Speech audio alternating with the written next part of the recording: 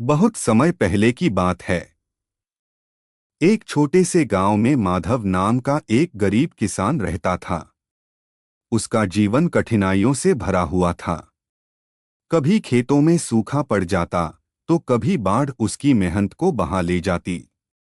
घर में बूढ़े माता पिता थे, पत्नी थी और छोटे छोटे बच्चे थे।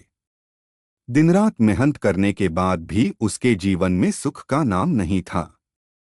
गांव के लोग कहते थे कि मनुष्य को अपने कर्मों का फल अवश्य मिलता है, लेकिन माधव को समझ नहीं आता था कि उसने ऐसा कौन सा कर्म किया है जिसके कारण उसके जीवन में इतना दुख भरा हुआ है। फिर भी वह हर सुबह भगवान का नाम लेकर अपने काम में लग जाता था। माधव भगवान विष्णु का बहुत बड़ा भक्त था। उसके घर में एक छोटी सी मूर्ति थी, जिसके सामने वह प्रतिदिन दीपक जलाता और प्रार्थना करता। उसकी प्रार्थना का एक ही वाक्य था, हे तारणहार, मेरी पुकार सुन लो। जब भी जीवन में कोई संकट आता, वह भगवान को याद करता। कई बार लोग उसका मजाक उड़ाते और कहते कि यदि भगवान सच में होते तो तुम्हारा जीवन इतना कठिन क्यों होता। लेकिन माधव मुस्कुराकर कहता, भगवान देर कर सकते हैं लेकिन अंधेर नहीं करते। एक वर्ष गांव में भयंकर अकाल पड़ा। खेत सूख गए, कुएं खाली हो गए और लोगों के घरों में भोजन की कमी होने लगी। गांव के धनी लोग भी परेशान हो उठे। माधव के घर में खाने के लिए केवल कुछ दिनों का अनाज बचा था। उसकी पत्नी चिंतित रहने लगी। बच्चे भूख से रोते थे और बूढ़े माता पिता की आंखों में चिंता दिखाई देती थी। ऐसी कठिन घड़ी में भी माधव हर शाम भगवान के सामने बैठकर कहता, हे तारणहार, मेरी पुकार सुन लो। मुझे शक्ति दो कि मैं अपने परिवार की रक्षा कर सकूं। एक दिन वह भोजन की तलाश में दूर जंगल की ओर निकल पड़ा। कई घंटे चलने के बाद भी उसे कुछ नहीं मिला। थककर वह एक विशाल वृक्ष के नीचे बैठ गया। उसके मन में अनेक प्रश्न उठने लगे। उसने आकाश की ओर देखा और कहा, हे प्रभु, यदि आप सच में अपने भक्तों की रक्षा करते हैं तो मेरी पुकार कब सुनेंगे। यह कहते कहते उसकी आंखों से आंसू बहने लगे। वह वहीं बैठा भगवान का स्मरण करता रहा। उसी समय एक वृद्ध साधु वहां आए। उनके चेहरे पर अद्भुत तेज था। उन्होंने माधव से पूछा, बेटा, तुम इतने दुखी क्यों हो। माधव ने अपनी सारी कहानी उन्हें सुना दी। साधु मुस्कुराए और बोले, संकट मनुष्य की परीक्षा लेते हैं। जो कठिन समय में भी ईश्वर पर विश्वास बनाए रखता है, वह अंत में अवश्य सफल होता है। यह कहकर उन्होंने माधव को कुछ बीज दिए और कहा, इन्हें अपने खेत में बो देना। विश्वास रखना, भगवान तुम्हारी सहायता करेंगे। माधव घर लौटा। उसके मन में आशा की एक किरण जाग उठी। अगले ही दिन उसने वे बीज अपने खेत में बो दिए।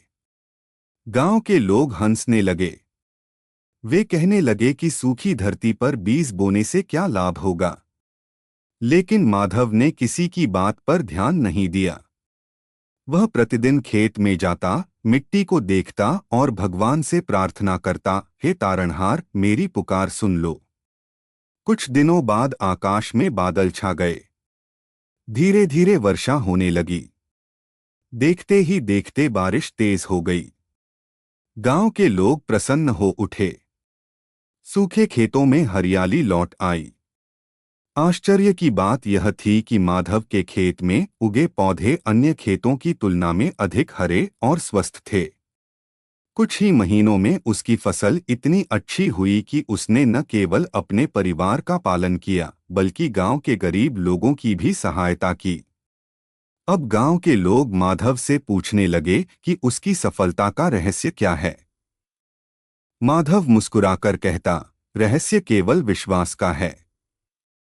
जब संसार के सारे रास्ते बंद हो जाएं, तब भी ईश्वर का द्वार खुला रहता है।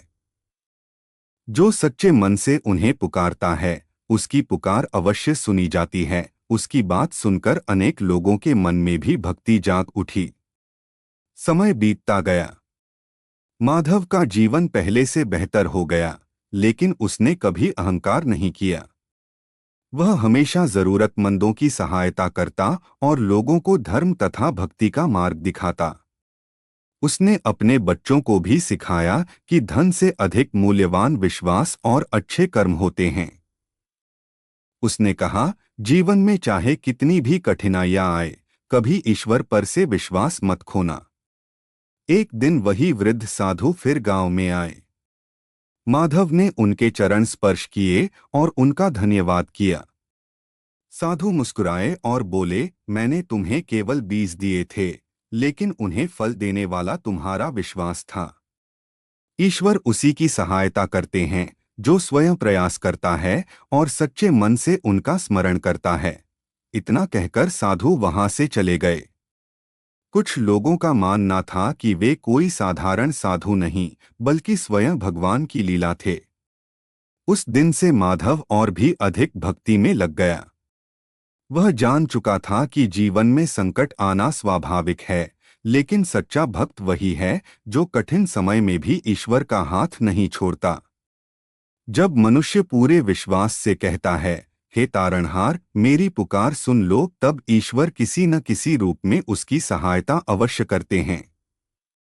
यही इस कथा का संदेश है कि भक्ति, विश्वास और धैर्य से बड़ा संकट भी दूर हो सकता है, क्योंकि सच्चे मन से की गई पुकार कभी व्यर्थ नहीं जाती।